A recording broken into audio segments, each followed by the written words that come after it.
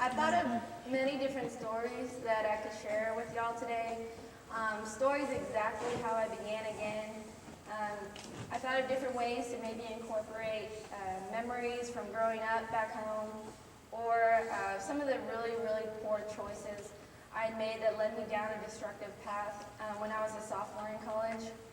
And I have many stories that I've experienced in 26 years. That many would maybe be surprised or disappointed. Some stories that definitely might change their perspective on me. But I think personally those conversations are probably not to talk about in chapel, maybe on a one-on-one scenario. To be honest, I'm someone who likes to listen more than I like to talk. So coming to York is one story that maybe is more relatable to the majority in this room. First, I'm not down here trying to tell y'all how to live your lives. My perspective on life changed though when I got to York. Now I did not step foot on campus and then all of a sudden my life made sense and everything was great and I was born again. Here's the thing, I was a late commit back in August 2013. I left my sister's house with everything I owned in my car and $300 to my name without ever being to the state of Nebraska. I drove up here hopeful for a life of new beginnings because I knew I was never going to go back home. I stepped foot on a campus I'd never been to, didn't know much about, did not know about chapel or Bible classes. On top of all that, still a little bitter, my first day of basketball open gym in Madole, I always remind him of this, but I wasn't picked to be on a team. You know, when you do 5-on-5 and teams pick, I was never picked. So I'm still bitter about that. The next day they changed their minds, but you know, it's fine. But I wanted to leave York immediately because I was not like all the people here.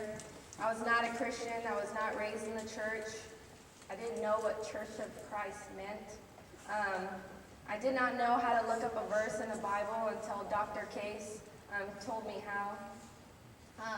On top of that, I was used to winning and being around people who cared more about sports than anything else. I wanted to win a championship, get my degree, and leave as fast as possible. I did not feel as though I was always supported because of my attitude at times or my straightforward mindset. One thing I never did, though, was complain. I did not know how to quit or complain about my circumstances. I had another major opportunity elsewhere and it fell through, and I know there's probably a lot of people in this room that are like, yep, that was me too. That's another long story. But I chose to come here, ultimately. I made a commitment. Only I knew all of the sacrifices that were made for myself. I honestly knew I was on my own with no immediate family to run to and complain about the stuff I didn't like going on. I never understood a sense of entitlement, and I still don't to this day. I was raised to, if you want it, you have to earn it. Nothing in this life is ever going to be given to you.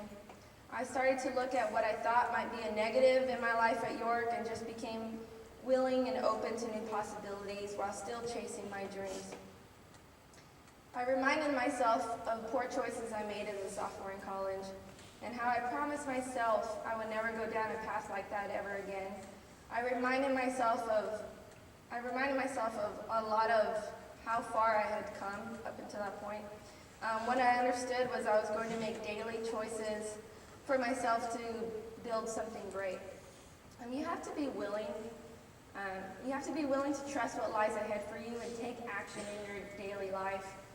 I became interested and curious on what it meant to be Christ-like. And looking back on it, as I was trying to write this speech, looking back on it, it was small conversations that led me down a straighter path to find Jesus and my purpose. It was simple things like Coach Misty, when we were doing some sprint drill in practice, she's just yelling at me to run faster, and I'm already at the front of the line. She just said, run faster. And even though, again, I was at the front, it made me inwardly reflect on how have I been holding back in just a simple drill, and it just made me think of what else am I holding back at. A conversation I had with Alex, my husband, Alex, before we were even engaged, and he looked at me, I was just venting about everything. And before we were engaged, and he looked at me straight face and said, if you're looking for comfort, you can't find comfort in me or anyone else. else. It has to be God. And I was mad because he was right, and it also, that shook me to my core because he was right.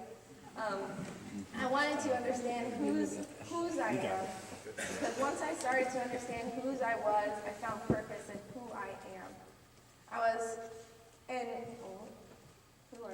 I was baptized in August 2017, and it was 4 years after I made the decision to come to York and trust on what little faith I had, that God had something more in store for me.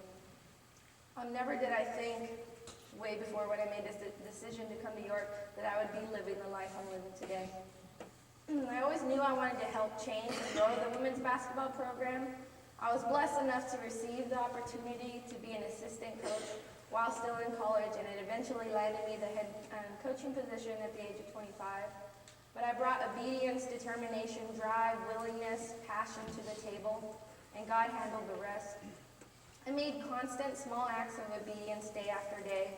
I prepared myself for a greater life and chose to see the good in everyday situations, even the tough and hard days which seem to pile on at times. So conversations, everyday choices, being willing and open to doing better is what led me to begin again, and is still leading me to live a better life today. My current situation is not my final destination. I still want to be better. Who I aspire to become is more important than what I'm trying to get.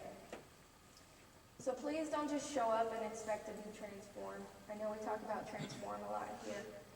Don't think, especially if you're struggling, life will change unless you put just a little bit of effort into it.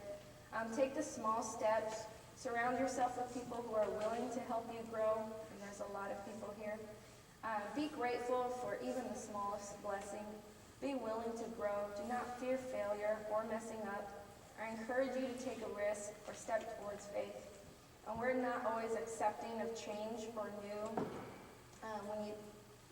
As people, we're not always accepting of things that are new, or if you were to change. I'm going to tell you, you can never change what you're not willing to face. To begin again is not always easy at first. You must be willing to invest in yourself and in your day-to-day life by taking action. Turn each small act of obedience into daily routines. Have faith, knock on doors until they open, and just stay positive. Do not think it has to be one huge miracle, a huge heart-wrenching thing that happens to you in order for you to start fresh or start new. It takes one small act of obedience day after day. You bring so much to the table, regardless of what your background is, where you came from, how you were raised, and don't let anybody tell you differently. Say all that 6 years later, so when I stepped on campus, 6 years later, I'm married, I earned 2 degrees here. I spoke in chapel, this is my 3rd time. I have a small group at my house on Sunday nights. I'm a member of East Hill. I became a Christian. I bought a house, have an amazing, awesome, handsome dog named Dubs. And I'm really upset I didn't put a photo up on my thing. I tried to use every excuse I can to put him up. I'm a collegiate head coach to an awesome group of women, and I'm only at the age of 26. And there's still so much more for me to grow. I'm not far removed from where y'all are sitting today. Your begin again moment can start today. Thanks.